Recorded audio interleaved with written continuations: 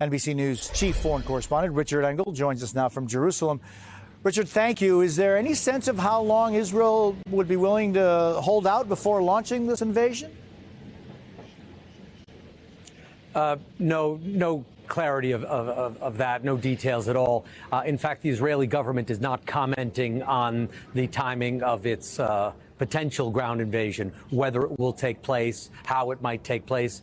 All that we know are what's coming out of U.S. sources, with U.S. sources confirming that the Biden administration has been advising for a pause before going in force to allow for hostage negotiations to continue, to allow U.S. troops to become more prepared should this become a regional war, and to allow time for more diplomacy. Over the weekend, there was a flurry of diplomatic activities, and there continues to be so in Cairo, with many world leaders, heads of international organizations, including the UN, meeting in Cairo, calling for peace, calling for some sort of de-escalation of this conflict.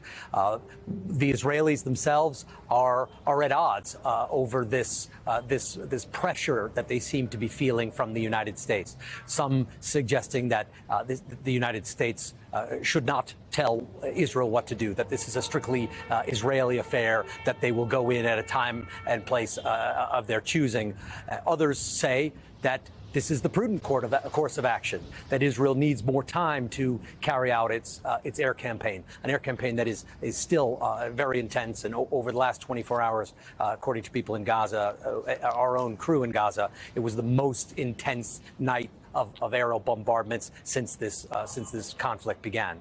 But no, the Israelis are not saying we will hold off for 2 days or 4 days or a week, nothing like that. Just these media reports, some of them very close to the Israeli government, suggesting that because of international pressure, because of the pressure from the Biden administration or advice from the Biden administration, they are now at least pausing temporarily this potential full ground assault into Gaza. But limited ground incursions, however, are going on with small commando raids going into the Gaza Strip. And Richard, so it's now, according to the Israelis, 222 people that are hostage in Gaza. This number fluctuates. It's been going up, however. Do we know anything about that, and how many of those are non-Israelis? We don't know, and the numbers have been, as you said, continuing to change. And that in itself is a sign of progress. It means that the Israelis are learning more about the hostages. Just a few days ago, the Israeli military said that it believes that most of the hostages are still alive. So that indicates that through mediators, they are getting some sort of proof of life. They're getting numbers. They're getting information about the condition. They've talked about a rough breakdown of the ages, talking about how 20 of them are under 18, 10 to 20 of them over 60. So the negotiations are underway. They already produced some results, which we saw on Friday with the release of those that Israeli-American couple related to our Martin Fletcher. But the fact that the numbers keep changing, in a way, is a positive sign, because it means that they're learning more. And when this happened, when this hostage taking happened and this Hamas attack happened inside Israel, what Hamas militants did is they broke through the border fence. They grabbed hostages. They killed many people, around 1,400.